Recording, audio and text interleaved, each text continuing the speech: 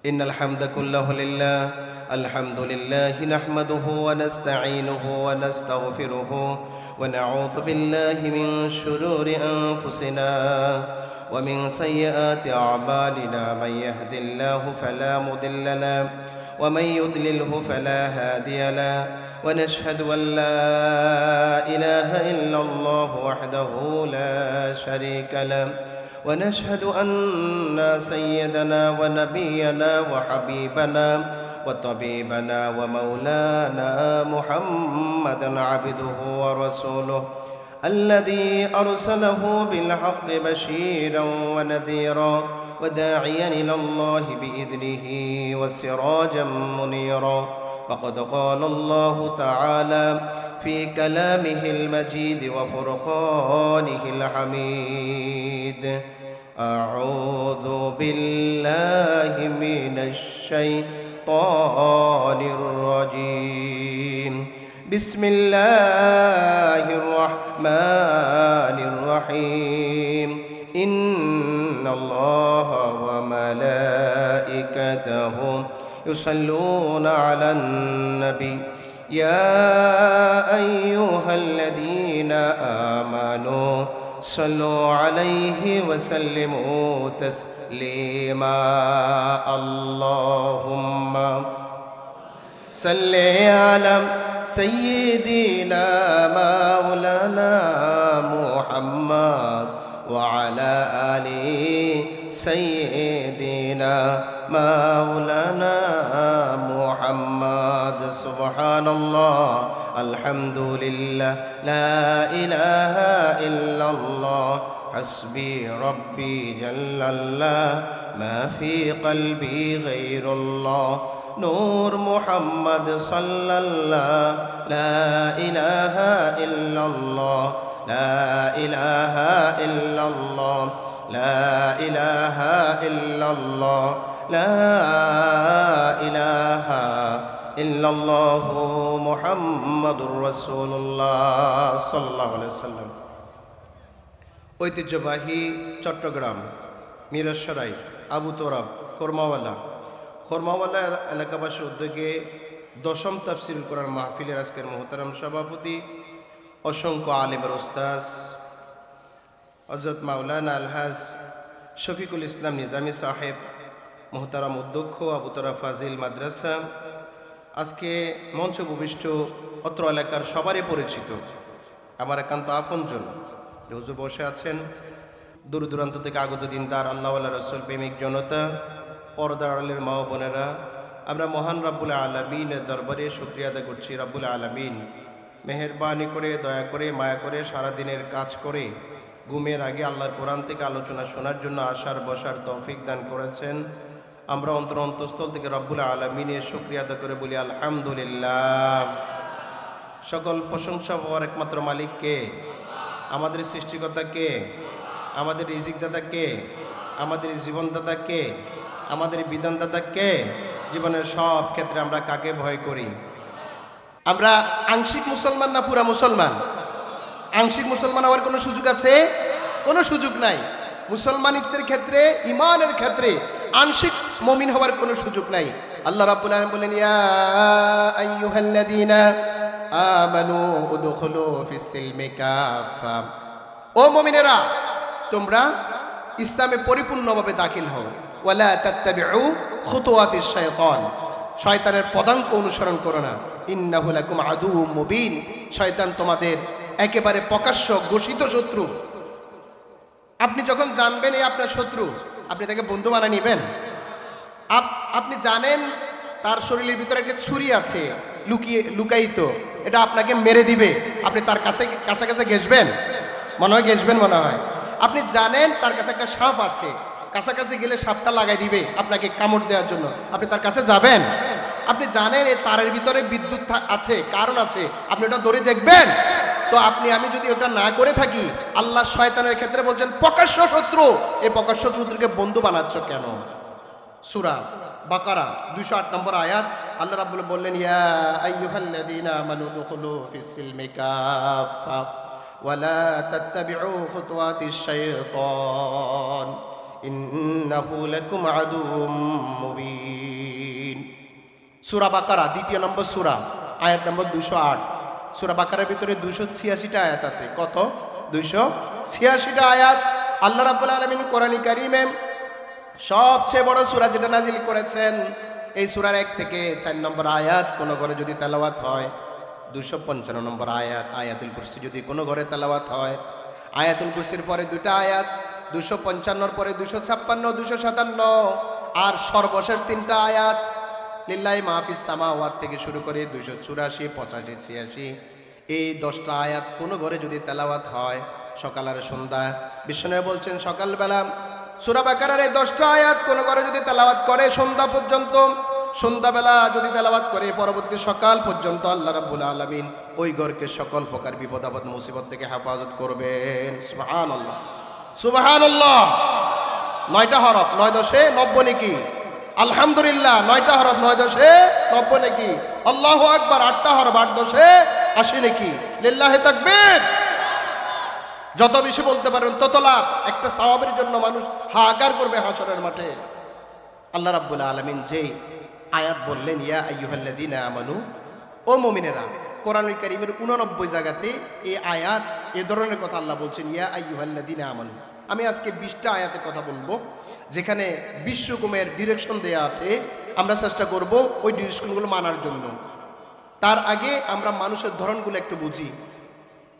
কিছু আছে আল্লাহর এই পৃথিবীতে মুমিন, কিছু আছে কাফির, কিছু আছে মুনাফিক। আমরা 3 ধরনের কথা বলি। আমি প্রেরণা সঙ্গের ওখানে সেদিন আলোচনা করেছি 1 থেকে 25 নম্বর আয়াত পর্যন্ত সূরা বাকারার। আল্লাহ রাব্বুল আলামিন সূরা বাকারার 2 থেকে 4 নম্বর আয়াতে মুত্তাকি মুমিনের পরিচয় দিয়েছেন 5টা চরিত্র দিয়ে। 6 এবং 7 নম্বর আয়াতে কাফিরের পরিচয় দিয়েছেন। 8 থেকে 20 নম্বর আয়াতে মুনাফিকের পরিচয় দিয়েছেন। আপনারা কি বিরক্ত হচ্ছেন? কথা বলবেন। বিরক্ত হচ্ছেন? আমরা মুমিন হতে চাই কিনা? কারা কারা মুমিন হতে চায় হাতটা তুলে দেখাই। আল্লাহ আমাদেরকে মুমিন হিসাবে, ও আল্লাহ, দুনিয়া থেকে বিদায় নিয়ে তোমার জান্নাতের মেহমান হিসাবে কবুল করো, আমিন। মুমিন হওয়ার জন্য সহজ কথা, আল্লাহর যত বিধান আছে ব্যক্তির সাথে, পরিবারের সাথে, সমাজের সাথে, রাষ্ট্রের সাথে, রাজনীতির সাথে, অর্থনীতির সাথে, সমাজনীতির সাথে, জীবনের সব ক্ষেত্রে আল্লাহর যত বিধান আছে সকল বিধানকে অন্তরে বিশ্বাস, মুখে স্বীকার, কোনো একটাকে অস্বীকার করা যাবে না, কোনো একটাকে ঘৃণা করা যাবে না। তখন তিনি মুমিন। যে ব্যক্তি আল্লাহর সকল বিধানকে অন্তরে বিশ্বাস রাখে, মুখে স্বীকার করে, কোনো একটাকে ঘৃণা করে না, অস্বীকার করে না, বিরোধিতা করে না, তিনি মুমিন। Clear, clear, clear. রাজনীতির কারণে আপনার যদি আল্লাহর কোনো বিধান আপনার ভালো লাগে না, আয় হায়, ও আল্লাহর বান্দা, কোরআনের পক্ষ থেকে আপনার জন্য ঘোষণা হলো কুফরির। আল্লাহ আপনার জন্য এই বিধান দিয়েছেন, আপনার ভালো না লাগার কোনো কারণ নাই। আপনার আমার এই চোখ দিয়েছেন কে? আমাদের কান দিলেন কে? আমাদের মুখ দিলেন কে? আমার মতো কত মানুষ আছে চোখে দেখে না, আমার মতো কত মানুষ আছে কানে শুনে না, আমার মতো কত মানুষ আছে, আমার মতো কত মানুষ আছে মুখে কথা বলতে পারে না, মুখ বন্ধ, অথবা সে বধির, সে বোবা, সে অন্ধ, ব্লাইন্ড, ডিফ, ডাম্ব। কিন্তু আল্লাহ আমাকে মুখ দিলেন, কথা বলতে পারি, কান দিলেন, কানে কথা শুনি, চোখ দিলেন, চোখে দেখি। আল্লাহ আমার হাত নাড়ানোর ক্ষমতা দিয়েছেন। কত মানুষ আছে প্যারালাইজড হয়ে আছে। আমার বিবেক আছে কোনটা ময়লা আর কোনটা সুগন্ধি আমি বুঝতে পারি। পৃথিবীতে আমার মতো কত মানুষ আছে শরীরের কাপড়টা নাই, পাগল হয়ে রাস্তায় ঘুরছে। আমি আল্লাহর বিধান কেন মানব না? যে পৃথিবীতে আছে, পৃথিবীটা কার? যে খাবার খাই, এই খাবারটা কার? আমি তো ওই নাফাকি থেকে, এক বিন্দু নাফাকি থেকে, সামান্য এক ফোঁটা নাফাকি থেকে আল্লাহ আমাকে সৃষ্টি করেছেন। আল্লাহ বলছেন কুতিলাল ইনসানু মা আকফারা। মানুষ ধ্বংস হোক, সে কি জানে না? সে কি জানে কোত্থেকে সে সৃষ্টি হয়েছে? মিন নুতফা, নাফাকি থেকে, বীর্য থেকে। এক ফোঁটা বীর্যের থেকে অসংখ্য মানুষ তৈরির ক্ষমতা আছে, সেখান থেকে তৈরি হয়েছে। আমি তাকে সৃষ্টি করলাম। ইয়া আইয়ুহাল ইনসান মা গাররাকা বিরাব্বিকাল কারীম। ও মানব জাতি, তোমার রব, তোমার আল্লাহ, তোমার মালিক, তোমার সৃষ্টিকর্তা, তিনি, তার ব্যাপারে তোমাকে কে প্রতারিত করেছে? আল্লাযী খালাকাকা ফাসাওয়াকা ফাআদালাক। যিনি তোমার মায়ের পেটে এক ফোঁটা নাফাকিকে রক্তে পরিণত করে, গোস্ত পরিণত করে, হাড্ডি দিয়ে, গোস্তের উপর হাড়ের উপরে গোস্তের আবরণ দিয়ে তোমাকে শক্তিশালী করেছেন, তুমি সেই প্রভুর ব্যাপারে কিভাবে অস্বীকার করো? কাইফা তাকফুরুনা বিল্লাহ ওয়া কুনতুম আমওয়াতা ফাহইয়াকুম সুম্মা ইউমীতুকুম সুম্মা ইউহয়িকুম সুম্মা ইলাইহি তুরজাউন। কেমন করে তোমরা সে আল্লাহকে অস্বীকার করো, আল্লাহর বিধানকে অস্বীকার করো? তোমরা অস্তিত্বহীন ছিলাম, তোমাদের জীবন দান করলেন, তোমাদের মৃত্যু দেবেন, আবার তোমাদেরকে উঠাবেন। সুতরাং অস্বীকার করার কোনো সুযোগ আছে? কোনো সুযোগ আছে? নাই। আমি মারা গেলে, আপনি মারা গেলে, আমার কবরে, আপনার কবরে আপনার বাবাও থাকবে না, মাও থাকবে না, নেতাও থাকবে না, নেত্রীও থাকবে না, স্ত্রী থাকবে না, কোনো কেউ থাকবে না। আমার কবরে আমাকে একা একই থাকতে হবে। সেই কবরে আমার নেতা যাবে না, আমার নেত্রী যাবে না, আমার মা যাবে না, বাবা যাবে না, টাকা যাবে না, সম্পদ যাবে না, আমার আমল যাবে। সুতরাং আমি কেমনে আল্লাহ, যে আল্লাহ আমাকে সৃষ্টি করলেন, যে আল্লাহ আমার কবরে রহমতের ব্যবস্থা করবেন, সে আল্লাহর বিধানকে অস্বীকার করব কিভাবে? ও মুমিন, ও আল্লাহর বান্দা, একটা বার চিন্তা করতে হবে, আল্লাহর বিধান আছে নাকি? বলে আছে। কোনটা? এক্ষেত্রে মানতে হবে, না মানার কোনো সুযোগ নাই। বলে আমার নেত্রীর বিরুদ্ধে যাক, আমার দলের বিরুদ্ধে যাক, আমার মায়ের বিরুদ্ধে যাক, আমার স্ত্রীর বিরুদ্ধে যাক না। কারণ আমার মা, আমার ছেলে, আমার স্ত্রী, আমার দল কেউ আমার কবরে যাবে না।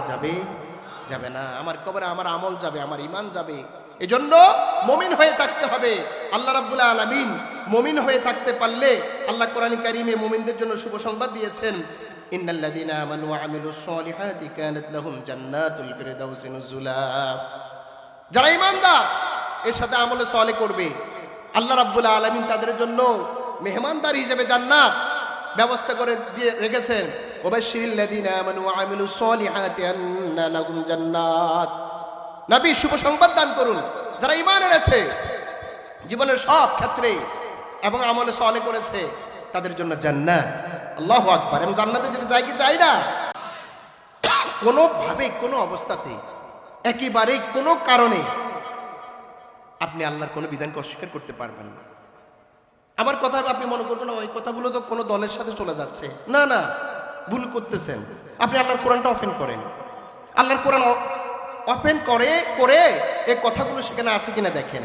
যদি থেকে থাকে আপনাকে অবশ্য মানতে হবে, যদি না থাকে ডিলিট করে দেন।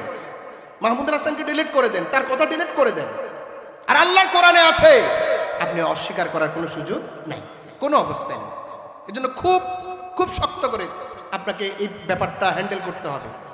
কিছুদিন আগে এক নেতা, রাজনীতি নেতা বললো না, বলে কি নাকাব, ইসলামী শরীয়তে নাকাব বলতে কিছু নাই, জানোয়ার কি বেয়াদব, এতে কি এমপি দাঁড়াইছে, তাতে আমার কি আসে যায়? আল্লাহর কোনো বিধানকে সামান্যতম অস্বীকার করলে ইমানটা আর থাকে না, সে যে হোক না, তাতে আমার কি? বাংলাদেশের প্রত্যেক মানুষ কোনো না কোনো গণতান্ত্রিক দলে সাপোর্ট করে। আমি ইমানদার হিসাবে আমি কোনো একটা দলকে সাপোর্ট যদি করে থাকি, সেখানে যদি কোনো নেতা বা নেত্রী আল্লাহর কোরআনের, ইসলামের কোনো বিধানের ক্ষেত্রে সামান্য কটূক্তি করলে আমার মুমিন ইমানটা জেগে উঠে তার বিরুদ্ধে কথা বলবে, ঠিক কিনা বলেন? ইভেন আমার মা, গর্ভধারণকারী মা, যার গর্ভধারণকারী মা, ওই ছেলে যদি ইমানদার হয়, যদি তার মা যদি শিরকি অথবা কুফরি কথা বলে, ওই মুমিন ছেলে বিশ্বাস করবে না মাকে, সেই ক্ষেত্রে মাকে সাপোর্ট দিতে পারবে না, ঠিক কিনা বলেন? আপনাকে আমাকে এই জিনিসটা খেয়াল রাখতে হবে। আমার নেতা বলছে, আমার নেতা ভুল করলে সেটা আল্লাহর কোরআনের বিরুদ্ধে গেলে আমি নেতার কথা মানবো কেন? ইমান শক্ত করে ধরতে হবে। আল্লাহর বান্দা, কোনোভাবেই ইমানকে ছাড়া দেওয়া যাবে না, একেবারে না। ইমান ঠিক, এরপরে আমল, ইমান ঠিক, এরপরে আমল।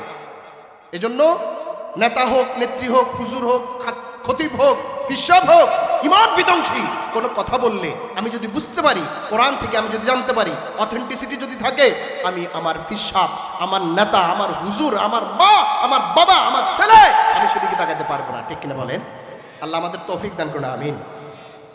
দ্বিতীয় নম্বর হলো কাফির। ওই সাথে সাথে বুঝে গেছেন, একটা আয়াতকে অস্বীকার করলে কুফর। শয়তান আল্লাহর কয়টা বিধানকে অস্বীকার করেছে? একটা বিধানকে অস্বীকার করেছে, একটা বিধানকে। অথচ এই শয়তান জিনের আগুনের তৈরি হয়ে ফেরেশতাদের সর্দার হওয়ার পর আল্লাহর একটা বিধানকে অস্বীকার করে ঈমান আর নাই। আমার মতো সামান্য একজন আল্লাহর বান্দা, আমি যদি আল্লাহর বিধানকে অস্বীকার করি, আমার কি ঈমানটা থাকবে নাকি শয়তানের জায়গায় চলে যাবে? খেয়াল রাখবেন, ব্যক্তি, পরিবার, সমাজ, রাষ্ট্রে কোনো বিধানকে অস্বীকার, ঘৃণা, বিরোধিতা করলে ইমানটা থাকবে না। এজন্য আল্লাহ রাব্বুল আলামিন ভয়ঙ্কর কথা বলছেন, যারা কাফির জাহান্নাম অবধারিত বেদনাদায়ক শাস্তি আল্লাহ রাব্বুল আলামিন তৈরি করে রেখেছেন। ইন্নাল্লাযীনা কাফারু ওয়া মাতু ওয়া হুম কুফার, নিশ্চয় যারা কাফির কুফরি অবস্থায় মৃত্যুবরণ করেছে, আল্লাহ বলছেন ফালাই ইউকবালা মিন আহাদিহিম মিলউল আরদি যাহাবা, জাহান্নামের আগুন থেকে বাঁচার জন্য পৃথিবী পরিমাণ স্বর্ণ দিয়েছে আল্লাহ। উদাহরণ দেওয়ার জন্য আল্লাহ বলছেন, কোন মানুষ কি পৃথিবী পরিমাণ স্বর্ণ দিতে পারে? কিন্তু স্বর্ণের প্রতি মানুষের আগ্রহ আছে না নাই? আল্লাহ বলছেন এই পুরো পৃথিবী পরিমাণ স্বর্ণ দিয়ে, আল্লাহ রে পুরো পৃথিবী পরিমাণ তোমার স্বর্ণ দিলাম, তুমি আমার একদিন জাহান্নামের আগুন থেকে রক্ষা করো। আল্লাহ বললেন হবে না। আল্লাহু আকবার। জাহান্নামের আগুনের কালার কিরকম? কালার কিরকম? জাহান্নাম লাল। উকিদা আলান নারি আলফা সানা ফাহমাররাত সুম্মা উকিদা আলাইহা আলফা সানা ফাবিয়াদ্দাত সুম্মা উকিদা আলাইহা আলফা সানা ফাসওয়াদ্দাত ফাহিয়া সাওদা। জাহান্নামের আগুনকে 1000 বছর জ্বালানোর পরে সেটা হয়েছে লাল, 1000 বছর জ্বালানোর পরে সেটা হচ্ছে সাদা, 1000 বছর জ্বালানোর পরে সেটা হচ্ছে কুসকুসে কালো। মুহাম্মদুর রাসূলুল্লাহ সাল্লাল্লাহু আলাইহি সাল্লামকে মেরাজের রজনীতে আল্লাহ রাব্বুল আলামিন জাহান্নাম দেখিয়েছেন ফটোকল দিয়ে, কুসকুসে কালো।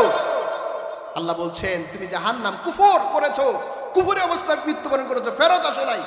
তোমাকে মাহমুদুল হাসান সে ওই যে মাহফিলে, কোন মাহফিলে, খোরমাওয়ালা এলাকার মাহফিলে তোমাকে যে নক করেছে, তুমি বুঝতে পেরেছো তোমার কথাটা, তোমার নেতার কথাটা কুফরি হয়েছে, শরীয়ত বিরোধী হয়েছে, তারপরে দল করার কারণে, দলান্ত হওয়ার কারণে, অন্ধ হয়ে যাওয়ার কারণে কুফরি ত্যাগ করে আবার তওবা করে ফেরত আসো নাই, জাহান্নামে তোমাকে যেতে হবে। ওই জাহান্নাম থেকে বাঁচার কোনো উপায় নেই।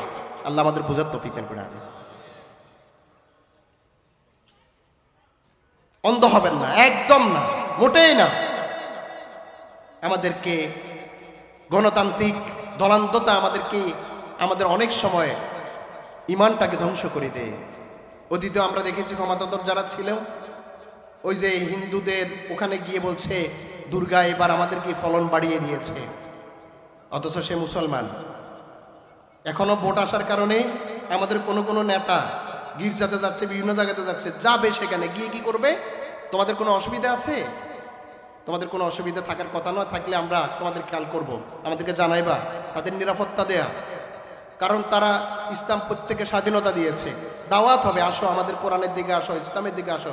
আসলে আলহামদুলিল্লাহ, না আসলে জোর জবরদস্তি করা ইসলামে কোনো সুযোগ নাই। তাহলে নিরাপত্তা দিবে। মুহাম্মদ রাসূলুল্লাহ সাল্লাল্লাহু আলাইহি ওয়াসাল্লাম যেমন মদিনাতে নিরাপত্তা দিয়েছেন, কোন নেতা সেখানে গিয়ে তাদের নিরাপত্তার কথা চিন্তা করবে। সেখানে গিয়ে এভাবে ফুজাইগিরি করা, সেখানে গিয়ে মাথা নত করা, ইমানটা চলে যাবে কি যাবে না? মানে শিরকিয়ত সেখানে ঢুকে যাবে। খবরদার, তাদের ভোট পাওয়ার জন্য তাদের কাছে গিয়ে নিজের ইমানই চেতনা ধ্বংস করে দিয়ে শিরকিয়তকে সাপোর্ট দেওয়া, সম্মান দেখানোর কোনো সুযোগ নাই। তাদেরকে বলতে হবে, যদি আমরা আল্লাহর কোরআনটাকে যদি আমাদের পরিবার, সমাজ, রাষ্ট্রে বাস্তবায়ন করতে পারি, তাহলে মুসলমান যেমন নিরাপদ, অমুসলিমেরা সেরকম নিরাপদ। মুসলমানদের রাষ্ট্রে একজন মুসলমান যেমন খাদ্য পাবে, বস্ত্র পাবে, অন্ন পাবে, অমুসলিম যারা তারাও পাবে। এটা মুহাম্মদুর রাসূলুল্লাহ সাল্লাল্লাহু আলাইহি ওয়াসাল্লামের শিক্ষা। 622 সালের 13 সেপ্টেম্বর রাসূল রওনা হলেন মক্কা থেকে মদিনায়। 622 সালের 24 সেপ্টেম্বর রাসূল মদিনায় পৌঁছেন।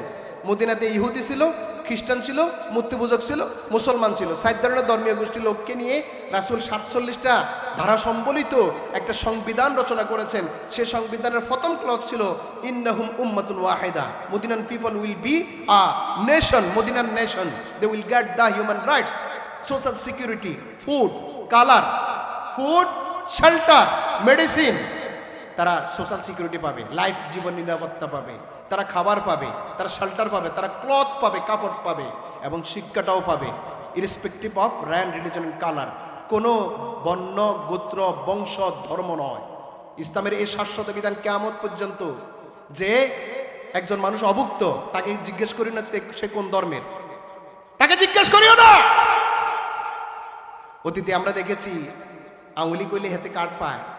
এবার সামনে যদি বিএমপি আসে, বিএমপি হলে কার্ড পাবেন, জামাতে ইসলাম হবে কার্ড পাবেন, এরকম না। হবে কেমন? অভুক্ত মানুষ সে যে হোক তাকে খাবার দাও, বিবস্ত্র মানুষ সে যে হোক তাকে কাপড় দাও, ঘরহীন মানুষ সে যে হোক তাকে ঘর দাও, অসুস্থ মানুষ সে যে হোক তাকে কি করো? চিকিৎসা দাও। এটা ইসলাম, এটা ইসলাম। এটা নন মুসলিম ভাই বোনদেরকে জানিয়ে দিতে হবে।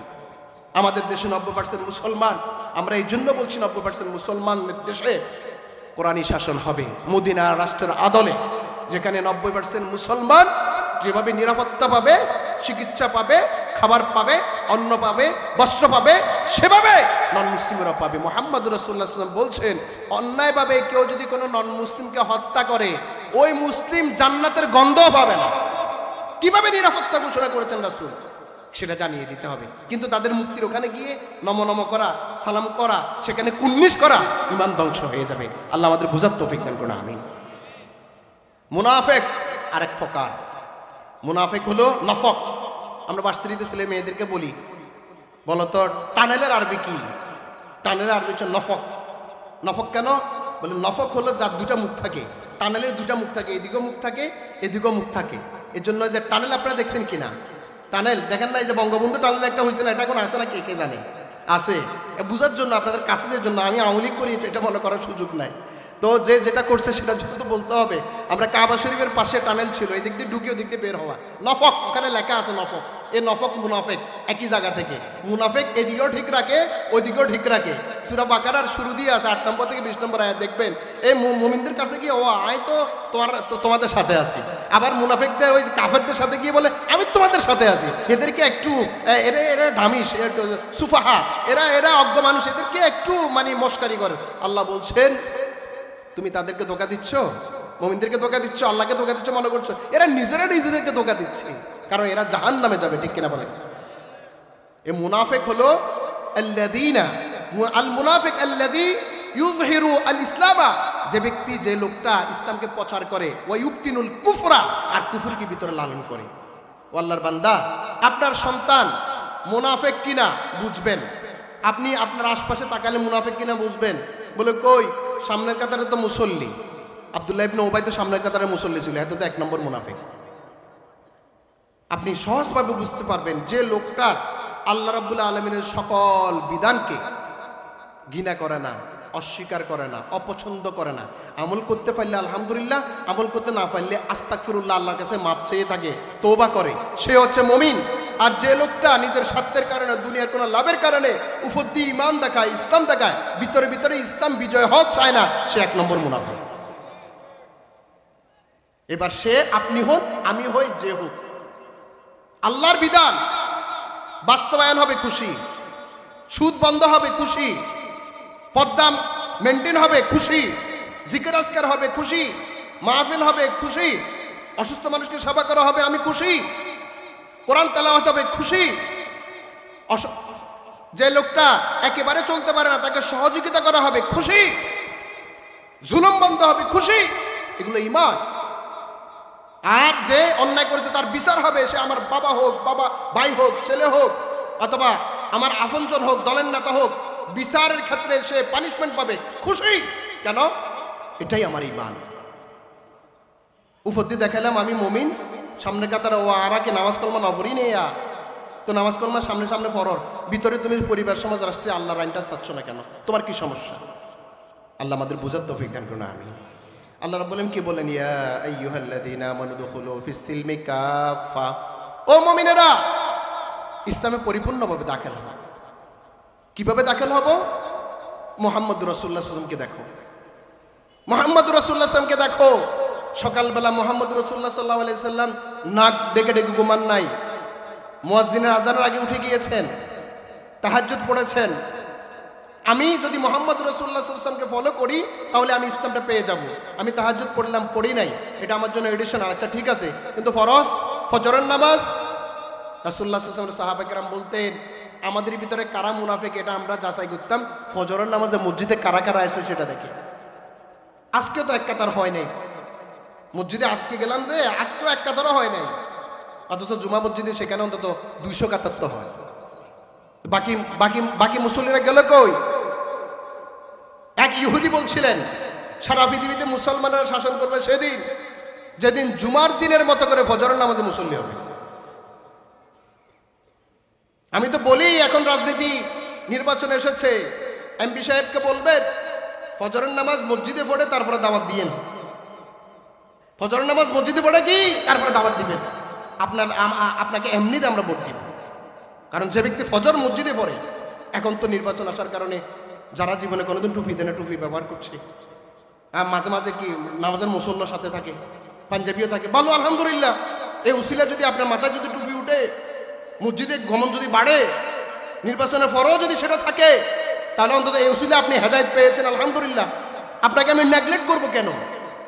কিন্তু এটা যেন মুনাফিক না হয়, মানুষকে দেখানোর জন্য আমি আপনার সাথে মুসলমান, পাক্কা মুসলমান, এটা যেন বুঝিয়ে দেওয়ার জন্য না হয়, বরং আপনার এই চরিত্রটা যেন নির্বাচনের পরেও বিজয় হলে যেন থাকে। ঠিক কিনা বলেন? আল্লাহর বান্দা, আপনি রাগ করবেন কেন? আমি তো আপনার বিপক্ষে নই, আমি আপনার সাথে আছি যদি আপনি মুসলমান হন, আমি আপনার সাথে আছি যদি আপনি কোরআনের পক্ষে হন, আমি আপনার সাথে আছি যদি আপনি রাসূলের পক্ষে হন, আমি আপনার সাথে আছি আপনি যদি বাংলাদেশের মানুষের কল্যাণের পক্ষে থাকেন, আমি অবশ্যই আপনার সাথেই আছি। আল্লাহ আমাদের বুঝার তৌফিক দান করুন, আমিন। তিন শ্রেণী, মুমিন, কাফির, মুনাফিক। আল্লাহ রাব্বুল আলামিন বলছেন, ওয়াদাল্লাহুল মুনাফিকিন ওয়াল মুনাফিকাত ওয়াল কুফার নার জাহান্নাম। যারা মুনাফিক পুরুষ, মুনাফিক মহিলা আর কাফের, আল্লাহ ওয়াদা করেছেন তাদেরকে জাহান্নামে ঢুকাবেন, জাহান্নামে ঢুকতে হবে। আল্লাহর কোনো বিধানকে অস্বীকার করলে, আল্লাহর কোনো বিধানকে ঘৃণা করলে, আল্লাহর কোনো বিধানকে অপছন্দ করলে, আল্লাহর কোনো বিধানের বিরোধিতা করলে, ও আল্লাহর বান্দা 500 টাকা বিক্রি হচ্ছে, ছাগল একটার দামও তো 8000 টাকা আছে, 500 টাকা কেন আপনাকে কিনা হচ্ছে? আপনার বিবেক কোথায়? আপনার বিবেকটাকে কাজে লাগান, আল্লাহর পক্ষে, রাসূলের পক্ষে, কোরআনের পক্ষে, মানুষের কল্যাণে থাকুন। আল্লাহ আমাদের সবাইকে বুঝার তৌফিক দান করুন, আমিন। কোন আয়াত নিয়ে কথা বলছিলাম বলেন তো? সূরা আল বাকারার 208 নম্বর। সূরা বাকারাতে কয়টা আয়াত আছে বলছিলাম? 286। কত নম্বর আয়াত বলছি? 208। আল্লাহ রাব্বুল আলামিন 208 নম্বর আয়াতে বলছেন, ও মুমিনেরা, ইসলামে পরিপূর্ণ দাখিল হও। তোমার সকাল, তোমার বিকাল, তোমার রাত, তোমার দিন ইসলাম অনুযায়ী চলো। তোমার পরিবার, তোমার ব্যবসা, তোমার বাণিজ্য, তোমার মুআমালা ইসলাম অনুযায়ী হোক। খবরদার শয়তানের পিছনে ঘুরে ইসলামের পথ থেকে দূরে সরো না। বিয়ে করবা, কাকে করবা? আল্লাহ বলেছেন, রাসূল বলেছেন, দেখো তাকওয়া, দেখো ফরজগারিতে, দেখো সামান্য চাকচিক্য সুন্দর, এটা যে কোনো মুহূর্তে মলিন হয়ে যাবে। ঈমান আছে কিনা, তাকওয়া আছে কিনা। বিয়ে করবা, বিয়ের আয়োজন করবা, মেয়েটাকে ওই কোথায় ক্লাব করে সাজিয়ে বসে রাখছো, হাজারো মানুষ দেখছে, ভিডিও করছো, গুনাহ হচ্ছে, কবরে চলে গেছে মেয়েটা, আযাব চলছে কবরের মধ্যে। মেয়েটাকে সাজাইছো, জোহরে পড়ে নাই, আসর পড়ে নাই, মাগরিব পড়ে নাই, কারণ এগুলো ধুইলে কি তার সৌন্দর্য চলে যাবে, এই জন্য তার উজু নাই। এগুলো ধুইলা সে কি হয়ে গেল? সে জোহর পড়ে নাই, আসর পড়ে নাই, মাগরিব পড়ে নাই, বিয়ের দিনে জামাইয়ের ঘরে যাচ্ছে 3 ওয়াক্ত নামাজ কাজা করে। এই জামাই কি করছে? রাতের বেলায় বাসর রাতের আগে মাইয়ার কি কোথায় ওই নতুন শাড়িতে 2 রাকাত নফল নামাজ পড়তেছে। এতে জোহরের নামাজ পড়ে না, আসর নামাজ পড়ে না, মাগরিবের নামাজ পড়ে না, এতে বাসর রাতে কি নফল নামাজ পড়ে। লঙ্গি খুলে মাথাতে কি করেন? পাগড়ি বাঁধেন। কান্নাকাটি করবা। আল্লাহর কাছে আল্লাহ নতুন একটা দায়িত্ব আসতেছে, একটা মহিলার দায়িত্ব। এই মহিলা যদি জাহান্নামে যায়, আমার অবহেলা থাকলে আমাকেও জাহান্নামে নেবে। কু আনফুসাকুম ওয়া আহলিকুম নারা। আমি আগে একা ছিলাম, একা একই নামাজ না পড়লে আল্লাহর কাছে একা একই দায়ী হইতাম। এখন আমার বউ আমার সাথে, আমার ছেলে মেয়ে হয়েছে, আমার ছেলে মেয়ে আমার সাথে, এই ক্ষেত্রে আমার দায়িত্ব পালন করলাম কিনা? আল্লাহ বলছেন, ওয়ামুর আহলাকা বিসসালাতি ওয়াসতাবির আলাইহা। তুমি নিজে নামাজে দৃঢ় থাকো আর পরিবারের সদস্যদেরকে নামাজের দাওয়াত দাও। আমার বউ নামাজ পড়ে না, আমার ছেলে নামাজ পড়ে না, আমি তো এখন, আগে তো একা একই দায়ী থাকতাম, এখন কি বউ ফল আল্লাহ পর্যন্ত কি আল্লাহর দরবার দায়ী হইতে হবে আমার? আমি নামাজ পড়তে পড়তে কোফাল কালো করে ফেললাম, আমার বউ পড়লো না, কিচ্ছু বললাম না, আমার ছেলে মেয়ে পড়লো না, কিচ্ছু বললাম না। আমার তো মাইয়া এখন বড় হয়েছে, আমার মেয়েটা বেফদ্দা, কবিরা গুনাহ হচ্ছে, মাইয়ার কবিরা গুনাহ হচ্ছে, এরকম না, আমারও তো কবিরা গুনাহ হচ্ছে। আমি তো আগে মেয়ে ছিল না, আমি একা একই ছিলাম, সেখান থেকে তো আসতেছে গুনাহ। নামাজ কাজা করার গুনাহ, ফদ্দা মেনটেন না করার গুনাহ, হারাম খাবার গুনাহ। আমি কেন এরকম করলাম? আল্লাহর বান্দা, কুন ফিদ দুনিয়া কান্নাকা গরিবা ওয়া আবিরুস সাবিল। দুনিয়াকে গ্রহণ করো as you are stranger, as you are passer by. তুমি একজন মুসাফির, তুমি রাস্তার প্রতীক হিসেবে মনে করো। ইজা আনসাইতা ফালা তানতাজিরুস সাবা, তুমি সকাল বা বিকাল বেলা যদি জীবিত থাকো পরবর্তী সকালের আশা করিও না, কারণ রাতের বেলায় বহুজন মারা গেছে। এই যে হাদি মেরে ফেলেছো তোমরা, এই যে গতকাল একজনকে মেরে ফেলেছো কিসের জন্য? গণতন্ত্রের এই রাজনীতির জন্য। আয় হায়, তার ছোট্ট একটা মাইয়া কোবাই মারি ফেলেছে। এই গণতন্ত্রের জন্য মানুষ মেরে ফেলবা? একটা মানুষের কাছে যদি 10টা টাকা যদি লস হয়, সেই 10টা টাকা ফেরত দেওয়া যায়, থাপ্পড় দিলে মাপ চাওয়া যায়, মেরে ফেললে সেটা ক্ষতিপূরণ কেমনে দিবা? আজ বুঝো না, কাল বুঝো না, কিয়ামতের দিন বুঝবা, ক্ষতিপূরণ কেমনে দিবা? নিজের বিবেকটাকে খাটাও। সামনে 12 তারিখ নির্বাচন, আরো কতজনকে যে তোমরা মারিবা একটা বার মাথায় ঢুকাও। একটা মানুষকে মেরেছো, তোমার দুনিয়াও শেষ, পরকালটাও শেষ। কারণ তুমি এই মানুষকে যার জীবন হরণ করেছো তার জীবন ফিরিয়ে দিতে আর পারবা না। তুমি একেবারে লস, সারা জিন্দেগির জন্য লস করে ফেলেছো। মান কতালা নাফসান, আল্লাহ বলছেন যে ব্যক্তি অন্যায়ভাবে একজন মানুষকে হত্যা করে ফাকান্নামা কতালান নাস জামিআ, সারা পৃথিবীর মানুষকে হত্যা করে ফেলেছে সে। দলের জন্য, সামান্য টাকার জন্য, ঝগড়া করছে এই জন্য, এদিক দিয়ে যেতে দিচ্ছে না এই জন্য, ক্ষমতা আরেকজন চলে যাবে এই জন্য মানুষ মেরে ফেলবা? হায় হায়, টকজগ হয়েছে টাকার জন্য, বিভিন্ন থাপ্পড় হতে পারে, বকা হতে পারে, ঝগড়া হতে পারে, আবার মাপ ছেয়ে নিবে, কোলাকুলি করবে, ফেরত ঠিক হয়ে যাবে। কিন্তু মেরে ফেলেছ, এটার কাবার কেমনে দিবে? কেমনে দিবে এটা কাবার? ছোট বাচ্চা মাইয়া এটার চেহারা কান্না করতেছে, আমার মাইয়া চেহারার মতো লেগেছে, সারা জীবন চিৎকার দিবে আর অভিশাপ দিতে থাকবে, কলিজা ছিঁড়ে যাচ্ছে। হাদির 7-8 বছরের বাচ্চা, 8 মাসের বাচ্চা মেরে ফেলেছো। কত কোটি টাকা তোমাকে দিলে তোমার মনটা শান্তি হবে যে একজনকে মারে ফেলতেছো? দলের জন্য, নেতার জন্য, নির্বাচনের জন্য, দুনিয়ার এই সামান্য লেতাফেতার জন্য? জান্নাতে যেতে পারলে এই পৃথিবীর মতো 10 পৃথিবী দিবেন ন্যূনতম জান্নাতীকে আল্লাহ রাব্বুল আলামিন। সে আশায় আমরা বসে আছি। আল্লাহ কবুল করো, আমিন। নিয়ে যাও দুনিয়া, নিয়ে যাও ফক, নিয়ে যাও চেয়ার,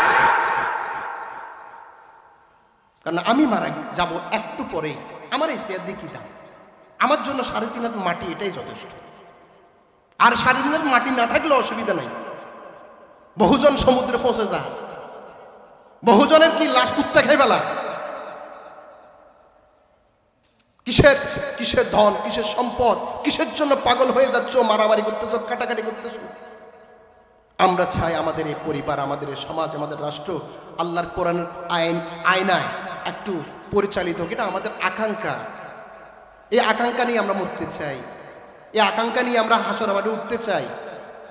আমরা নামাজকে ফরজ যেমন মনে করি, আমরা আমাদের সমাজটা আল্লাহর কোরআন অনুযায়ী চলক এটা মনে করি ফরজ। আমাদের রাষ্ট্রটা আল্লাহর কোরআন অনুযায়ী চলক এটা আমরা মনে করি ফরজ। তুমি বুঝো না কেন? তোমার বুঝের সমস্যা কোথায়? তোমার বিবেককে শয়তানে প্রস্রাব করে দিল কেন?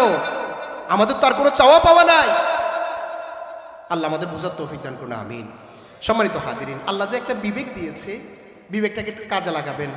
আল্লাহ বলছেন ইন্নাস সামআ ওয়াল বাসার ওয়াল ফুয়াদ, এই যে চোখ, কান, অন্তর, আল্লাহ জিজ্ঞেস করবেন তোমার বিবেক কোথায় খাটিয়েছ? চোখটা কোথায় গিয়েছে? কানটা কোথায় গিয়েছে? অন্তরটা কোথায় গেল? বিবেকটাকে একটু খাটাইলে হয়ে যাবে। শুধু বাপ দিন না অবস্থা দেখে আমার বাবার দিকে তাকাবো, দাদার দিকে তাকাবো, আমরা আগে ছিলাম তো, তাহলে তো আবু সুফিয়ান মুসলমান হতেন না। মক্কাতে এই যে মুহাম্মদুর রাসূলুল্লাহ সাল্লাল্লাহু আলাইহি ওয়াসাল্লাম ছাড়া একজনও তো আর কেউ মুসলিম ছিলেন না। ক্রমান্বয়ে এভাবে পুরো মক্কা, মদিনা, পুরো আরব ভূখণ্ড, পৃথিবীতে এখন 200 কোটি মুসলমান করতে হয়েছে। যদি ছেড়ে না দেয়, আল্লাহ আমাদের বোঝার তৌফিক দান করুন, আমিন। আপনি হয়তো রাগ করছেন না বুঝে, আল্লাহর কোরআনটা ওপেন করেন, আল্লাহর কোরআনে যা আছে তাই নেন। আমার কথা, আরেকজনের হুজুরের কথা, আরেকজন খতিবের কথা কেন নিবেন? আপনার নেতার কথা ধরতেছেন কেন? আল্লাহর কোরআনটা ওপেন করেন। এই অথেন্টিক আল্লাহর কোরআন, আল্লাহ যেমন শাশ্বত, আল্লাহর কোরআন শাশ্বত। আল্লাহ বলছেন লা রাইবা ফি, এখানে কোনো সন্দেহ নাই। কি বলে সেটা পড়েন, 6 মাস লাগুক, 1 বছর লাগুক, 2 বছর লাগুক, 10 বছর লাগুক। 610 সালে সর্বপ্রথম ওহী নাজিল হয়, 610 সাল। তখন তো নামাজ ফরজ হয় নাই, রোজা ফরজ হয় নাই, হজ ফরজ হয় নাই, যাকাত ফরজ হয় নাই, ইমানের উপর অটল থাকতে বলা হয়েছে। তা আপনি এখন মনে করেন না আপনি 610 সালের ওই সাহাবায়ে কেরামের প্রথম দিনের মতো আপনি পুরো কোরআন পড়েন। এবার কোরআন যা আছে পৃথিবী চলে যাক, কোরআনের উপর অটল থাকেন। আল্লাহ আমাদের বোঝার তৌফিক দান করে, আমিন।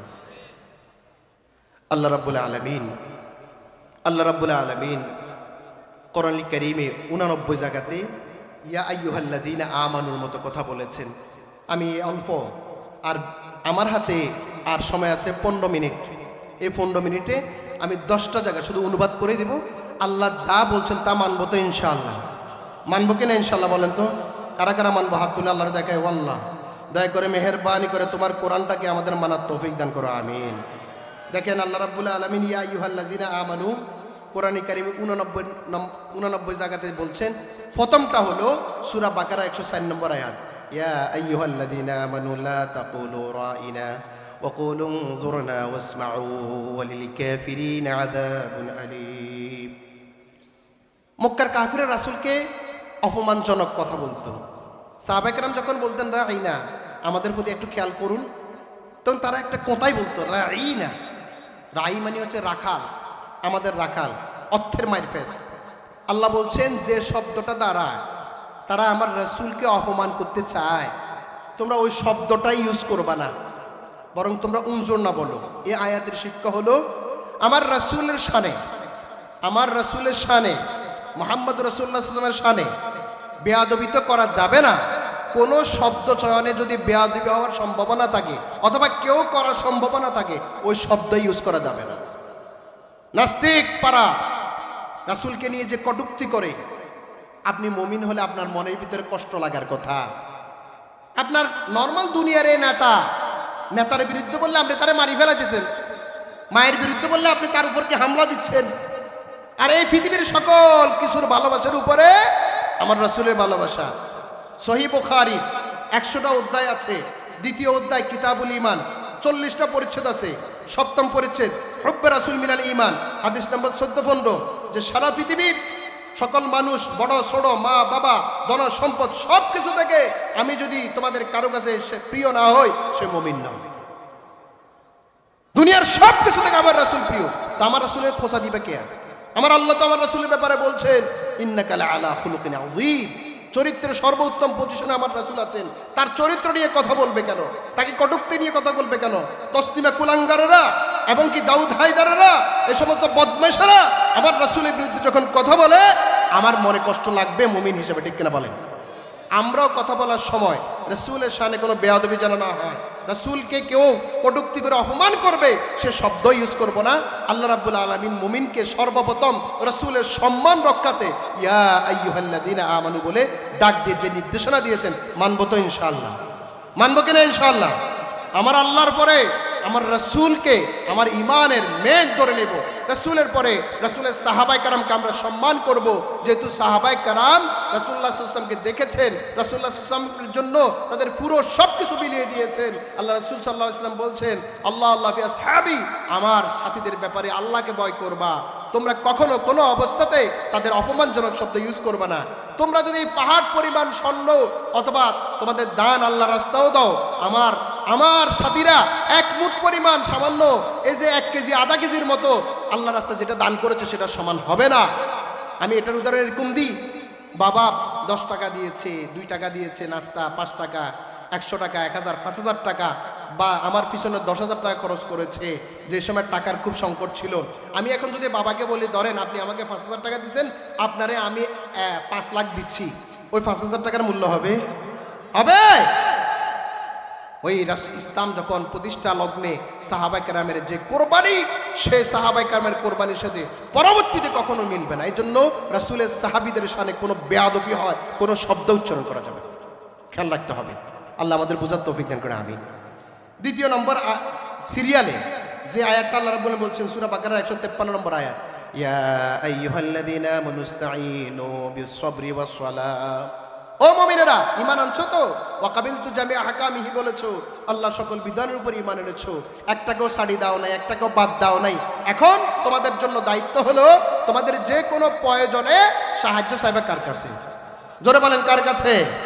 ধৈর্য, 2 রাকাত সালাত আপনার কি একটা চাকরি হচ্ছে না 2 রাকাত সালাত, বিয়ে হচ্ছে না 2 রাকাত সালাত, আমার মা আপনার যে কোনো প্রয়োজন আপনি 2 রাকাত করে নামাজ আদায় করবেন আর আল্লাহর কাছে বলবেন কিরে ভাই 2 রাকাত পড়লাম হচ্ছে না কেন, বুঝতে হবে এটা হলে আপনার ক্ষতি হবে, এই জন্য আল্লাহ দিচ্ছেন না। কিন্তু আপনার 2 রাকাত নামাজ তো বৃথা যায় নাই, প্রত্যেকটা রাকাতে আপনার সওয়াব হয়েছে, প্রত্যেকটা রাকাতে আপনার দারাজাত বুলন্দ হয়েছে, গুনাহ মাফ হয়েছে।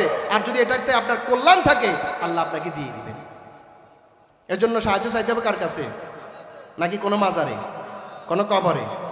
ও বাপ তুমি দেও না, এরকম পরীক্ষা যদি দরকার হয় ওই মাজারে চলে যাচ্ছে, কবরে চলে যাচ্ছে, রাস্তায় একটা কবরস্থান, একটা কবর দেখা যাচ্ছে, জিয়ারত করবেন, আল্লাহর কাছে দোয়া চাইবেন। ওই এলাকায় গেলেন, এখানে একজন ভালো আলেমের কবর আছে অথবা একজন মুসলমানের কবর আছে, সেখানে গিয়ে জিয়ারত করবেন, কবরবাসীর জন্য দোয়া করবেন, নিজের জন্য দোয়া করবেন, এটা সুন্নাহ। কিন্তু কবরস্থ মানুষের কাছে চাওয়ার কোনো সুযোগ আছে? শিরিক, পুরোটাই শিরিক। সেজদা করার কোনো সুযোগ আছে না। সাহায্য চাইব কার কাছে? আল্লাহর কাছে। আল্লাহ ছাড়া পৃথিবীর কোনো মানুষ কোনো কিছু কোনো পরিবর্তন করতে পারে না। আল্লাহ আমাদের বোঝার তৌফিক দান করে, আমিন। পারবো তো ইনশাআল্লাহ? আমলটা করতে পারবো কিনা ইনশাআল্লাহ? 2 রাকাত নামাজ, 2 রাকাত নামাজ। একবারে সিক্রেট একটা কথা বলি, আমার লাইফে এই 2 রাকাত নামাজের যখনই যেটাই চেয়েছি আলহামদুলিল্লাহ, আল্লাহ রাব্বুল আলামিন সেটাই দিয়েছেন, আলহামদুলিল্লাহ। এগুলো প্র্যাকটিক্যাল লাইফের কথা একেবারে খুব কম বলি, ক্লাসে কিছু কিছু শেয়ার করি, আপনিও করে দেখেন। আপনি কন্টিনিউ 2 রাকাত করে পড়েন, দেখবেন হয় আপনার নামাজটা কন্টিনিউ হবে না, আপনার যেটা চাচ্ছেন সেটা হবে না, কিন্তু আপনার নামাজটা কন্টিনিউ হচ্ছে, আপনি জিনিসটা পেয়ে যাবেন, কোনো সন্দেহ নেই। দিবেন কে? রাসূল বলছেন তুমি তোমার জোতা দরকার, জোতার ফিতা, তাও চাইবা কার কাছে? আল্লাহর কাছে। ডাক্তার কাছে যাচ্ছেন, 2 রাকাত নামাজ পড়ে বলেন আল্লাহ আমি যে ডাক্তারের কাছে যাচ্ছি ওই ডাক্তার তো ওই রোগে মারা যায়, ওই ডাক্তারের মাথার ভিতরে এমন কিছু দেন যেটা যেন আমার জন্য কল্যাণ বয়ে আসে। 2 রাকাত সালাত, তাহলে একদিকে তাওহীদ হলো, ইবাদত হলো, অন্যদিকে দুনিয়ার ব্যবস্থাটাও হয়ে যাবে। পারবো কিনা আমরা? পারবো কিনা ইনশাআল্লাহ? পারবো কিনা? আপনারা একটু সামনের দিকে আসেন জিকির করতে করতে, তাহলে পিছনে আমাদের বাইদের সুবিধা হবে। আমার আলোচনা শেষ হবার আগে আপনারা তাবারুক দিবেন না, একটু সামনে আসেন জিকির করতে করতে। লা ইলাহা ইল্লাল্লাহ, সামনে আসেন।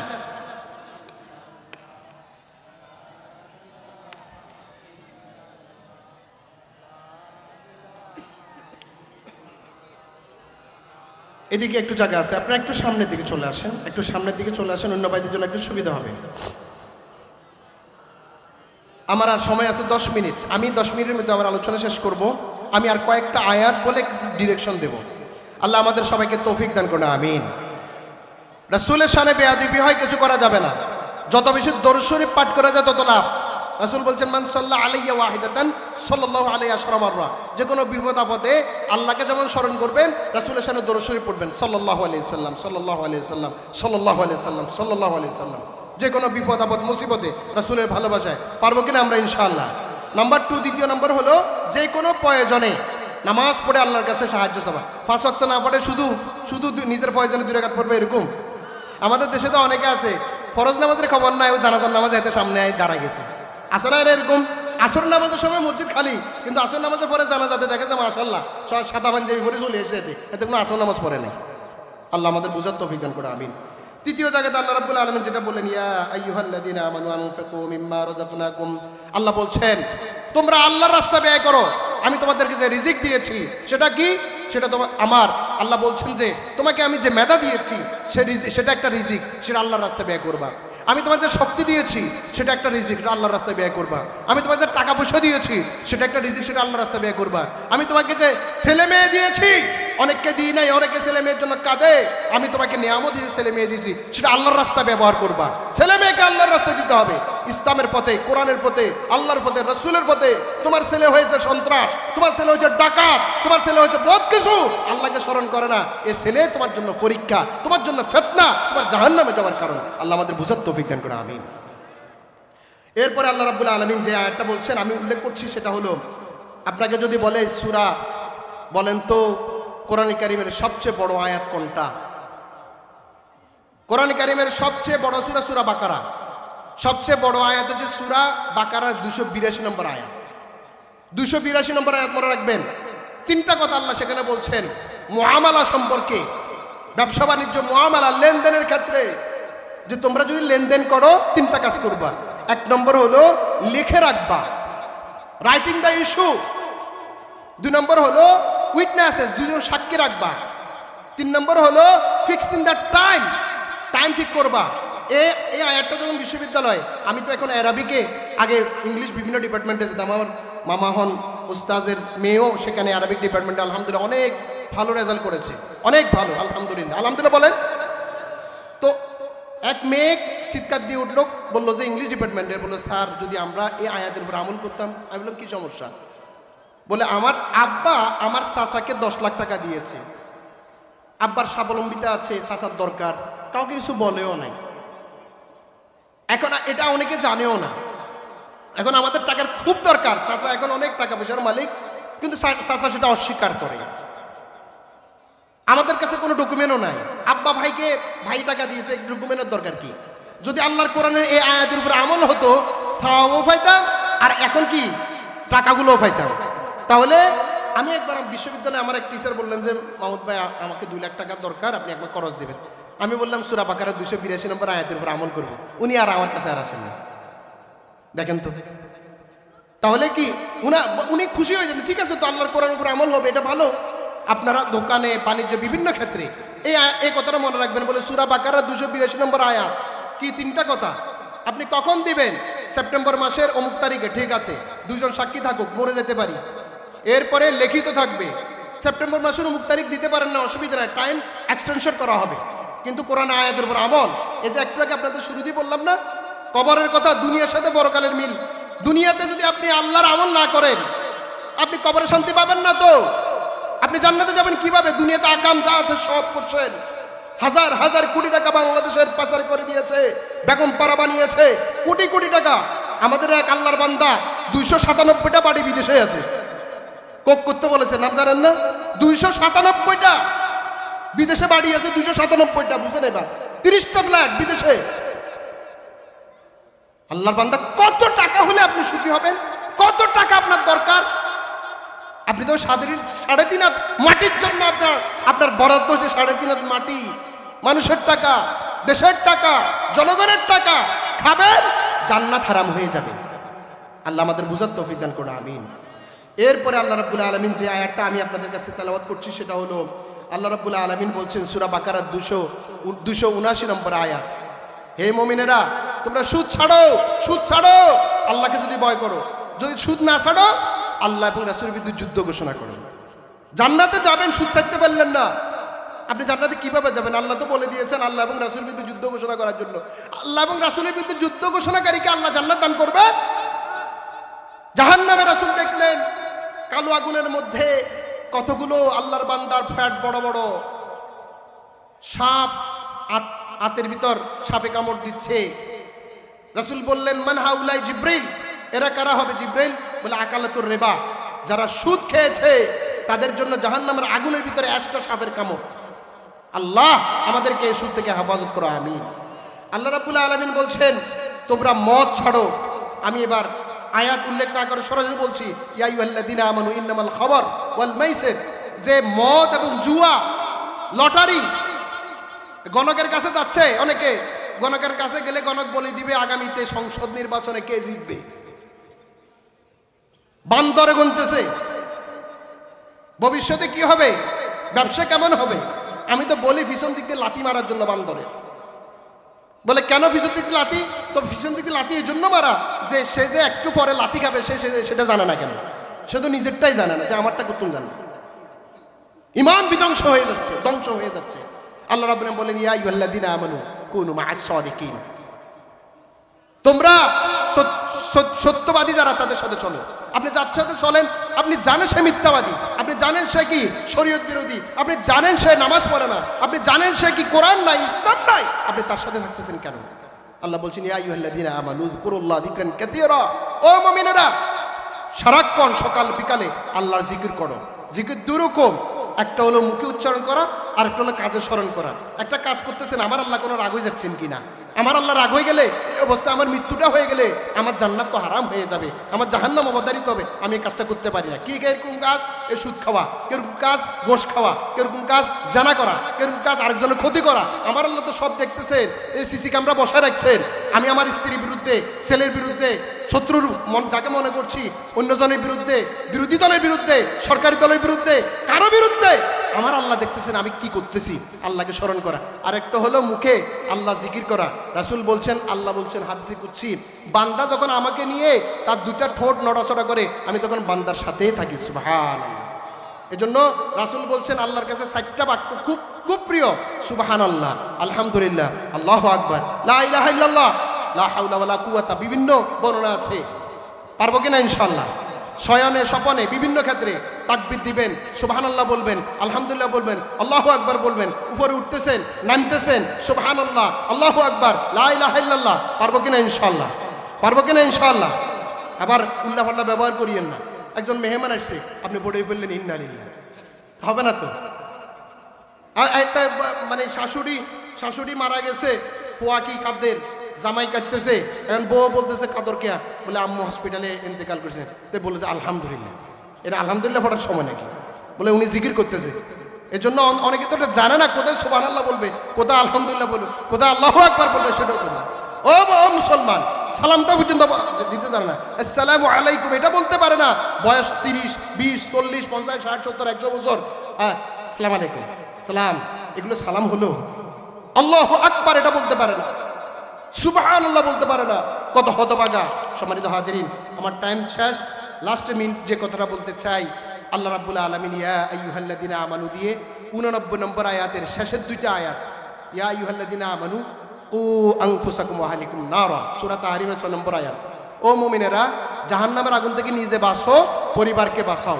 তোমার পরিবার মানে বাবা মা, ছেলে মেয়ে, নাতিপুতি, সামনে 40 ঘর, পিছনে 40 ঘর, ডানে 40 ঘর, বাঁয়ে 40 ঘর। কি করতেছে? নামাজ পড়তেছে না, সাউন্ড দিয়ে বলো এই আগুন আগুন আগুন। ফজরে, জোহরে, আসরে, মাগরিবে, এশা সবাই সুদ খাচ্ছে, আগুন আগুন করে চিৎকার দাও, তাদেরকে জাহান্নাম থেকে রক্ষা করো। নাচ গান হচ্ছে, তাদেরকে ফেরত আনো। সর্বশেষ, ইয়া আইয়ুহাল্লাযিনা আমানু তুবু ইলাল্লাহি তাওবাতান নাসুহা। ও মুমিনেরা, এই যে 90 জায়গাতে, 89 জায়গাতে, 68 জায়গাতে বিভিন্ন কথা বললাম, পালন করতে পারো নাই, আল্লাহর কাছে তওবা করো। তওবা, তওবা মানে গালে থাপ্পড় মারানো। তওবা মানে হলো যে অন্যায়টা করলাম এটার জন্য অনুশোচনা করা, যে অন্যায়টা করলাম আগামীতে ওই অন্যায়টা করব না বলে শপথ নেয়া, যে অন্যায়টা করলাম আল্লাহর কাছে কান্নাকাটি করা, আল্লাহ আমি সিগারেট খাই আর খাবো না, আল্লাহ আমি নামাজ ত্যাগ করেছি আর করব না। পারবো কিনা ইনশাআল্লাহ? আমরা পারবো কিনা ইনশাআল্লাহ? এই যে লাইলাতুল নিসফে শাবান চলে আসতেছে, 2-1 দিন পরে লাইলাতুল নিসফে শাবান, সবে বরাত যেটাকে আমরা বলি, আল্লাহর কাছে কান্নাকাটি করা। শুধু ওই রাতে ইবাদত করে পরে সকালে ফজর নামাজ নাই, এরকম আছে না? নাই, এই শহরে বেশি এরকম না। ওটা একটা নফল ইবাদত। আর ফজরের নামাজ জামাতে আদায় করা এটা ওয়াজিব, এবং ফজরের নামাজ পড়া ফরজ। এবং আপনি এখন থেকে শপথ নিয়ে, সামনে রমাদান আসতেছে, রাসূল সাল্লাল্লাহু আলাইহি ওয়াসাল্লাম সাহাবায়ে কেরাম দোয়া করতেন কি, আল্লাহুম্মা বারিক লানা ফি রাজাবিন ফি রাজাবা ওয়া শাবানা ওয়া বাল্লিগনা রমাদানা। ও আল্লাহ, আমাকে রজব মাসে, আমাদের রজব মাসে হায়াতে বরকত দান করো, শাবান মাসে হায়াতে বরকত দান করো, রমজান পর্যন্ত পৌঁছাও। রমজানে অগণিত অসংখ্য জাহান্নামীকে আল্লাহ জান্নাত দান করেন। রমাদানে প্রতি রাতে তাহাজ্জুদ পড়বেন, ইতিকাফ করবেন, ইতিকাফ। ও মুমিনেরা, ফায়ার সার্ভিসে আমি সর্বপ্রথম একদিনের ইতিকাফ চালু করেছিলাম। যে ছেলেটা ক্লাস 5-এ পড়ে, 3 দিনের জন্য, একদিনের জন্য ইতিকাফ আসছে, পরের বছর সে 10 দিন থেকেছে। রাসূল সাল্লাল্লাহু আলাইহি ওয়াসাল্লাম বলছেন ন্যূনতম একদিনের ইতিকাফ। আল্লাহ রাব্বুল আলামিন জাহান্নামকে 3 খন্দক, সালাস খানাদেক, মানে 3 পৃথিবী দূরে সরিয়ে দেন আল্লাহর জন্য, আল্লাহর ওয়াস্তে ইতিকাফ। অনেক সময় মুরব্বীরা পর্যন্ত ইতিকাফে থাকে না, টাকা দিয়ে রাখতে হয়, হুজুররাই থাকে না, ওই মুসল্লিরা কোথায় থাকবে? অথচ সাহাবায়ে রাসূলুল্লাহ সাল্লাল্লাহু আলাইহি ওয়াসাল্লাম পুরো জিন্দেগিতে 3 বার ইতিকাফে থাকতে পারেন নাই। এর ভিতরে বদরের যুদ্ধের সময়, মক্কা বিজয়ের সময়, আরেকবার দেখতেছেন যে সবাই, তার স্ত্রীরা সবাইকে ইতিকাফে চলে আসছেন, পরে তিনি সেবার না থেকে পরবর্তী মাসে সেটা পুরাই দিয়েছেন। ইতিকাফে থাকবেন, ইতিকাফ মনে রাখবেন। আমি কবরে একাকী থাকতে হবে, এই একাকীতে কবরে থাকবেন, আল্লাহর ঘরটাকে, দুনিয়াকে বাদ দিয়ে আল্লাহর ঘরে চলে আসবেন। পারবেন কিনা ইনশাআল্লাহ? এবার আমার সাথে কথা বলেন, 5 ওয়াক্ত নামাজ জামাতে পড়বো তো ইনশাআল্লাহ? 5 ওয়াক্ত নামাজ জামাতে পড়বো তো ইনশাআল্লাহ? অর্থসহ কোরআন শেষ করবো তো ইনশাআল্লাহ? কোরআনের পক্ষে কারা কারা আছেন হাত তুলে দেখান। হে আল্লাহ, আমাদের সবাইকে তোমার কোরআনের জন্য কবুল করো, আমিন। মারামারি একদম হবে না, গালাগালি একদম হবে না, গিনাগিনি একদম হবে না। সামনে নির্বাচন আসছে, একবারে আমার ভাই তোমার ভাই নিজে কি কাপড় খুলে লাফ মেরে ফজর নাই, জোহর নাই, আসর নাই, মাগরিব নাই, লাঠি দিয়ে দৌড়াচ্ছে, মারতেছে। খবরদার, একজন মানুষের গায়ে আঘাত তুলবেন না। যে যাকে খুশি তাকে ভোট দিবে, আপনি তাকে বুঝাবেন। আপনার দল যদি সঠিক হয় আপনি তাকে বুঝাবেন, আসলে আলহামদুলিল্লাহ, না আসলে তার গায়ে আঘাত দেওয়ার অধিকার আপনাকে কে দিয়েছে? এই দেশ, এই এলাকা আমরা সুন্দর দেখতে চাই, সুন্দর থাকতে চাই। কোন রকমের সন্ত্রাসী, কোন রকমের অত্যাচার, কোন সময় নির্যাতন, কোন রকমের কি ফ্যাসিজম আমার দেশে যেন না থাকে। পারবো কিনা আমরা? ইনশাল্লাহ পারবো কিনা? কখনোই কোন জুলুমের পক্ষে থাকবেন না। আপনার নেতা যদি জুলুম করে এটা স্টপ করেন। রাসূল বলছেন কি, উনসুর আখাকা যালিমান ওয়া মাজলুমা, তোমার ভাই জালেম হোক বা মাজলুম হোক তাকে কি করো? সাহায্য করো। সাহাবায়ে কেরামের এই জিজ্ঞাসা করলেন রাসূলকে, জালেমকে তো জুলুমে বন্ধ করো, মাজলুমকে আমরা রক্ষা করলাম, জালেমকে কেমনে রক্ষা করব? রাসূল বললেন, জালেমকে রক্ষা করা হলো তার জুলুমি থেকে তাকে স্টপ করে দেয়া। কারণ কিয়ামতের দিন সে বড় এই জুলুম করার কারণে বিশাল সমস্যা পড়বে। আপনি জানেন এটা আপনার নেতা আরেকজনের প্রতি অন্যায় করতেছে, আপনি টান দিয়ে তার থেকে ব্যাট নিয়ে ফেলেন, তাকে স্টপ করে দেন। পারবেন কিনা? ইনশাআল্লাহ। রাগ করছেন মনে? রাগ করছেন? আজকের যে আলোচনা হয়েছে, আল্লাহ রাব্বুল আলামিন আমাদের সবাইকে আমল করার তৌফিক দান করুন, আমিন। আমাদের মা বোনেরা পর্দা মেনটেন করবেন। আপনাদের ঘর থেকে মেয়েগুলো যখন বের হয়, এই যুবক, এই মেয়েটা তোমার বোন, এই মেয়েটা তোমার মা, তার প্রতি খারাপ আচরণ করিও না, তার প্রতি জুলুম করিও না। এরপরে যে ছেলেটা অন্য মতের, সে তাকে তুমি আঘাত করিও না। দেখবা বিপদের মুহূর্তে সে তোমার কোনো এক সময় সে তোমার সহযোগী হয়ে যাবে। আল্লাহ আমাদের বুঝার তৌফিক দান করুন, আমিন। وآخر دعوانا الحمد لله رب العالمين. السلام عليكم ورحمة الله وبركاته. اللهم آمين. الحمد لله رب العالمين والصلاة والسلام على نبينا شفينا حبيبنا أشرف الأنبياء والمرسلين وعلى آله وصحبه أجمعين. মাওলা মনিব ফরমাওয়ালা এই অত্র এলাকাবাসীর উদ্যোগে আজকের তাফসীরুল কোরআন মাহফিলের শুরু থেকে পর্যন্ত যা কিছু আলোচনা হয়েছে, দয়া করে মেহেরবানি করে তোমার শাহী দরবারে কবুল আর মঞ্জুর ফরমাও।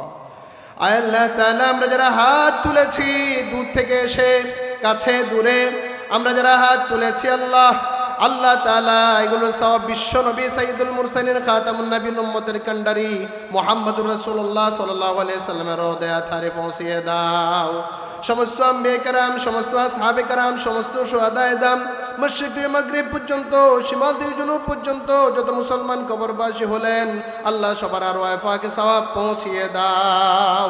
খাস করে আমরা যারা হাত তুলেছি, আমরা যারা মাকে হারিয়েছি, আমাদের যারা বাবা হারিয়েছেন, মা বাবা আপনজন প্রিয়জন স্বজন যাদেরকে আমরা হারিয়েছি, দয়া করে মেহেরবানি করে সবার আরওয়ায়ে পাকে সওয়াব পৌঁছিয়ে দাও। আল্লাহ তোমার দরবারে হাত তুললাম, এই কোরমাওয়ালা এলাকায় তোমার যে সমস্ত বান্দা বান্দি অন্ধকার কবরে চলে গেলেন, আল্লাহ সবার কবর আযাব মাফ করে দাও। আল্লাহ তোমার দরবারে হাত তুললাম, এই জীবনে যত গুনাহ করেছি, রাতের অন্ধকারে দিনের আলোতে একা একই সামষ্টিকভাবে যত গুনাহ হয়েছে, দয়া করে মেহেরবানি করে আজকের এই তাফসীরুল কোরআন মাহফিলে আল্লাহ অংশগ্রহণ করার উসিলায়, আলোচনা করার উসিলায়, আলোচনা শোনার উসিলায় আমাদের জীবনের সব গুনাহ মাফ করে দাও। রব্বানা যালামনা আনফুসানা ওয়া ইল্লাম তাগফির লানা ওয়া তারহামনা লানাকুনান্না মিনাল খাসিরিন। মাওলা মুনিব, এই মিরসরাইতে তোমার অনেক তোমার বান্দা আল্লাহ তাআলা, তোমার অনেক বান্দা অন্ধকার কবরে শুয়ে আছেন, বিশেষ করে সুফিয়ার হুজুরেরা। আয় আল্লাহ তাআলা, দয়া করে মেহেরবানি করে সব কবরে আল্লাহ এগুলো সব পৌঁছিয়ে দাও। আল্লাহ তাআলা, আমাদের আপনজন প্রিয়জন বিভিন্ন জায়গাতে গাছের নিচে, বাঁশের নিচে যারা শুয়ে আছেন, আল্লাহ সবার কবর আযাব মাফ করে দাও। যারা এই মাহফিলের জন্য টাকা দিলেন, পয়সা দিলেন, আয় আল্লাহ তাআলা পরামর্শ দিলেন, রব্বুল আলামিন অংশগ্রহণ করলেন, শ্রম দিলেন, আল্লাহ তাদের এই শ্রমকে, কোরবানিকে আল্লাহ তাআলা দুনিয়ার কল্যাণ, পরকালের নাজাতের জন্য আল্লাহ তুমি কবুল করে নাও। রব্বুল আলামিন জনাব আব্দুল হক সাহেব সহ আয় আল্লাহ যুব সমাজেরা এই মাহফিলের জন্য যারা শ্রম দিলেন, যাদের আয়োজন, যাদের চেষ্টায় এই মাহফিলটা হলো, রব্বুল আলামিন তাদের সবার পরিবারকে তুমি রহমতের চাদরে আবৃত করে দাও। আয় আল্লাহ তাআলা, এই এলাকায় অনেকে অসুস্থ, দোয়া চেয়েছে, সব রোগীকে শাফা করে দাও। হসপিটালের সকল অসুস্থকে আল্লাহ তুমি দয়া করে মেহেরবানি করে মাহফিল উসিলায় সুস্থ করে দাও। এই এলাকায় অনেকে বিদেশে আছে, আল্লাহ সবাইকে হেফাজত ফরমাও। আয় আল্লাহ তাআলা, এই এলাকায় একটা ফাজিল মাদ্রাসা, রব্বুল আলামিন আরো অনেকগুলো মাদ্রাসা আছে, রব্বুল আলামিন সকল মাদ্রাসার উস্তাদ যারা আছেন, আল্লাহ ছাত্র যারা আছেন, দিনের জন্য ইসলামের জন্য তুমি কবুল করে নাও। বিশেষ করে আজকের এই মাহফিলের আল্লাহ সভাপতি, অসংখ্য আলিমের উস্তাদ, আল্লাহ আমাদের মুরব্বী, আল্লাহ ওনাকে হায়াতে তৈয়বার ব্যবস্থা করে দাও। আল্লাহ আমার দেশের সকল আলিম উলামাকে আল্লাহ তুমি হেফাজত ফরমাও। রব্বুল আলামিন আসছে নির্বাচন, রব্বুল আলামিন আমাদের দেশ থেকে আল্লাহ মারামারি কাটাকাটি হানাহানি দূর করে দাও। আল্লাহ আমাদের পরিবার, আমাদের সমাজ, আমাদের রাষ্ট্রকে তোমার কোরআনের জন্য কবুল করে নাও। আল্লাহ তাআলা যারা এই দেশের জন্য, দেশের মানুষের জন্য, ইসলামের জন্য, মানবতার কল্যাণে কাজ করবে তাদেরকে আমাদের নেতা বানিয়ে দাও। রব্বুল আলামিন তোমার দরবারে হাত তুললাম, আমাদের যাদের বিয়ে হয় না আল্লাহ উত্তম পাত্র পাত্রীর ব্যবস্থা করে দাও। যাদের বিয়ে হয়েছে ছেলে মেয়ে হয় নাই আল্লাহ উত্তম সন্তান সন্ততির ব্যবস্থা করে দাও। আল্লাহ আমাদের যাদের ছেলে মেয়ে দিয়েছো আমাদেরকে, আল্লাহ আমাদের ছেলে মেয়েদেরকে আমাদের অনুগত বানিয়ে দাও। আমরা আমাদের ছেলে মেয়েদেরকে নিয়ে তোমার জান্নাতে যেতে চাই। আল্লাহ দয়া করে মেহেরবানি করে কবুল করে নাও। আল্লাহ এই মাহফিল যেন কিয়ামত পর্যন্ত জারি থাকে সে তৌফিক আতা ফরমাও। যারা এই মাহফিলের জন্য টাকা দিলেন, পয়সা দিলেন, আল্লাহ তাদের এই টাকাতে আল্লাহ বরকত দান করো, তাদের পরিবারকে হেফাজত করো।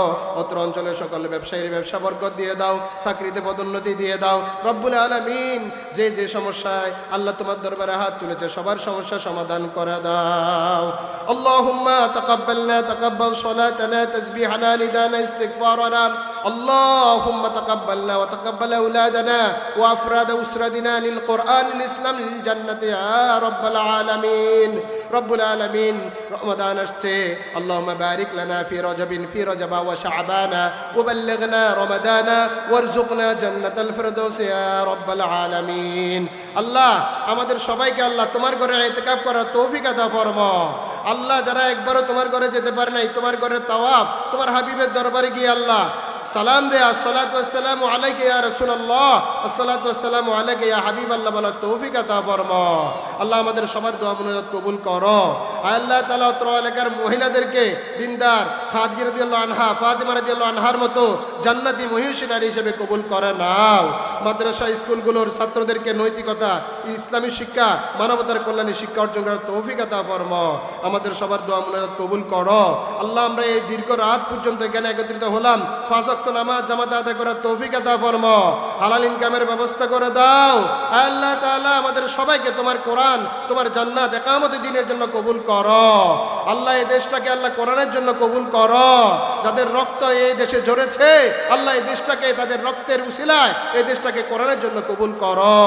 সমস্ত মুসলমানদেরকে হেফাজত করো। আল্লাহুম্মা জালা কুরা কালামিন ইনদা সাকরাতিল মাউত শাহাদাতান লা ইলাহা ইল্লাল্লাহু মুহাম্মাদুর রাসূলুল্লাহ।